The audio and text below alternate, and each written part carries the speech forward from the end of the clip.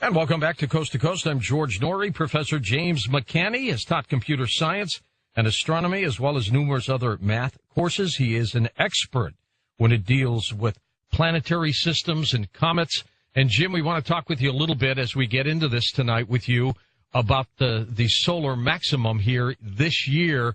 Now we're getting physicists talking about the possibility of getting hit with a major flare, taking down the grid, something, Jim, that you and I and we've all have been talking about for a long time. James McCanney. Hey, James, go ahead. Good evening. Yeah, this is, we're heading into the solar maximum 2013, and it may extend well into 2014, but the sun has been extremely weak in this solar cycle, but you never know that these can pop off at any time. And so something to keep an eye on. There's some big solar sunspot activity going on right now. And we have an added factor of this comet, C2012S1, coming into the solar system that's going to have a direct encounter with the sun this coming November. So that's something to keep an eye on. It's going to be a very big comet. And it's going to come within about, I believe, 2 million miles of the surface of the sun. So that's something to watch also. That standard science does not believe that comets can interact with the sun, but we have literally thousands of video streams now of the comets affecting the sun. So that's another thing to watch. But absolutely, we're heading into a time when solar activity could affect Earth, and dramatically. So this missed the Mayan calendar by a year, but we're right in it, aren't we?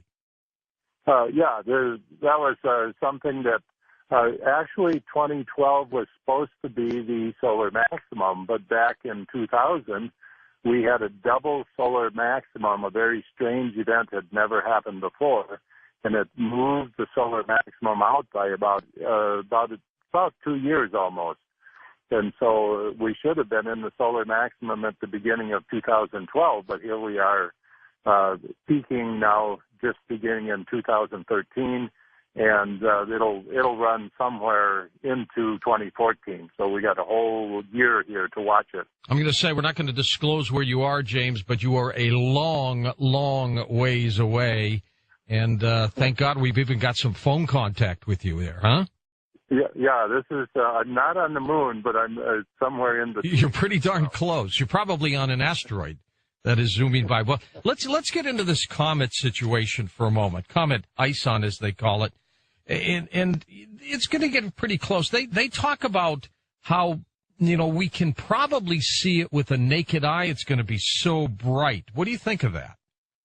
Well, the prediction charts, and this comes from the Russian observatory where it was discovered, put it around next November, it's off scale. In other words, it will be, some estimates, as much as 15 times brighter than the full moon and stretch across the entire sky. So this is going to be a real light show.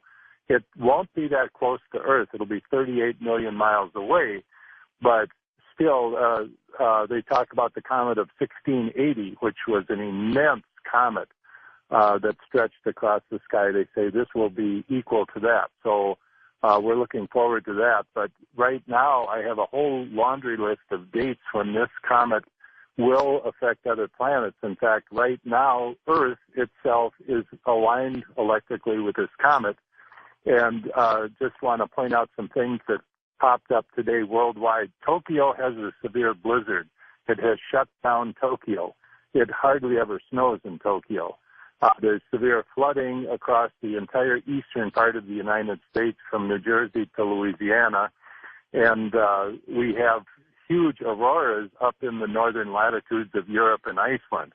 And none of these were really predicted. I predicted months ago, I said, this is a date when it'll be the first indication of the strength of this comet.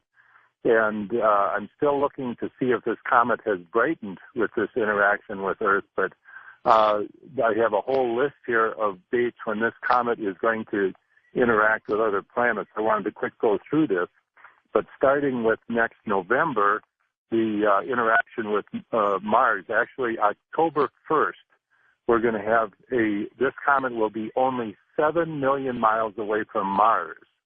And this is That's something pretty close, Jim. unprecedented. Yeah, that's close. This is unprecedented. We have not seen a major comet come close to a planet. The ancients talk about this, like 3,500 years ago. That some of the books talk about this. But what's interesting is NASA is downplaying this. They are not mentioning it in any of their announcements of this comet. So I'm making a special effort to inform listeners where to look. We're going to have, starting mid-September this coming year, 2013, September, we will have a bird's eye view of this event in the morning sky, 3 in the morning, 4 in the morning. I'll be posting where to look and what to look for, but the comet will be right above Mars in the morning sky. Are you concerned that this comet could affect planet Earth, James? There are some issues. Like right now, we are experiencing some very unusual things on Earth that were not predicted or anticipated. Like I say, a blizzard in Tokyo, this big storm system that's covering the eastern United States. And given any one of these, you'd say not so unusual. But I predicted high level of auroras, and this is something that was not expected. So I'm saying that we are seeing effects. And by the way, this comet right now is out beyond the orbit of Jupiter. So it's affecting Earth from that distance electrically. We're in a direct electrical alignment with this comet and the sun. But next October 1st, and the weeks leading up to that, I'm expecting this comet to hook in electrically to Mars, and we're going to see something that possibly the human race has not seen for thousands of years. That is a major comet interacting with a planet. And then starting as early as February 22nd, it interacts with Mercury. May 22nd with Mercury, June 4th with Venus, August 18 with Mercury again, the October 1st incident with Mars, and then on into November, where this wraps around the sun, and if it comes out the other side, it's going to come up, and we're going to have a beautiful broadside view of this comet in the night sky for a month and a half. So I believe at that point the world is going to wake up and understand that these are not dirty snowballs, that these are serious plasma events, and this baby is going to light up like a light bulb. Well, it's going to be something for us to see. Hey, Jim, a couple of weeks ago I had a story about how they are predicting that in the future, ocean levels will rise by 3 feet, which, of course, would devastate the coastlines. You have looked into some water issues, haven't you? Yeah, the water issues on this planet, it's the first thing is that there's an incredible amount of mismanagement of water, especially fresh water. But, yeah, I just saw a movie, and it showed the water coming off the ice caps of Antarctica, and it's like rivers. It's like if you took the Mississippi River and let it shoot out off into the ocean off an ice cap. And there are hundreds of these coming off these ice caps. And so what I'm saying is we have to start harvesting this water. You just had a story about the water in Lake Vostok down in Antarctica. But the water pouring off those Antarctic ice shelves in Greenland, we have to harvest this water and move it to locations on Earth. Excuse me. And the other thing I'm saying is, for example, when we have flooding in the United States, we have to have a system of moving that water in channels or whatever off to other locations in the United States. We have to start harvesting water and moving it and storing it. This is something, I remember the old days, the Herschel days, when he was looking at Mars. They thought there were canals on Mars because of the civilizations that were dying having to move water because it was such a dry planet. And it's odd, but that's what's happening here on planet Earth. So we have to start doing that. Plus the issues of water control. International corporations taking over water rights, especially in all countries, and then shutting it off and then raising prices for the use of water. This is a serious international issue, And the governments of the world, the United Nations, none of these governing bodies have the wherewithal to control this and stop this. It's,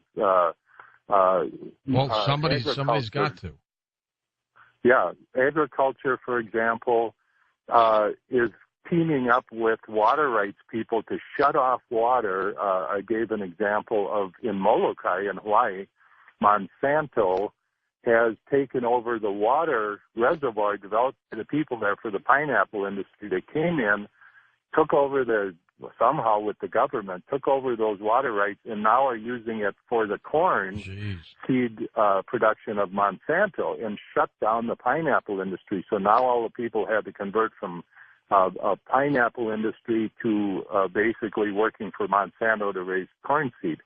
These mega corporations are just out of control. There's this is all over the world. That's just one example. Jim, what do you see? What do you see as the biggest problem facing the planet? Asteroids, comets, solar flares, water. What's the biggest issue?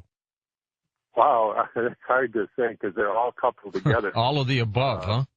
All of the above. I wanted to mention. You mentioned asteroids. This asteroid DA-14 is supposed to come by in February next month, and something very strange. There was a leak announcement that NASA has sent 2 missions out to bomb this asteroid and save the world, like the Bruce Willis Armageddon type of deal. Yeah. And I'm thinking, they can't even put a mouse into space. How are they supposed to be doing this? And all of the announcements stopped of the whereabouts of that asteroid about 3 months ago. The military stopped releasing real information. Why? Of where it might hit. And that's what I'm wondering. Why did they stop releasing that data? Now they have a leak that says NASA is going out to blow it up and make it move so it doesn't hit the Earth. And I'm thinking, this sounds like a made-up story to put NASA on the map again. Yeah, it definitely sounds like science fiction. By the way, Jim's website is linked up at coasttocoastam.com right now. It's jmcannyscience.com, jmcannyscience.com.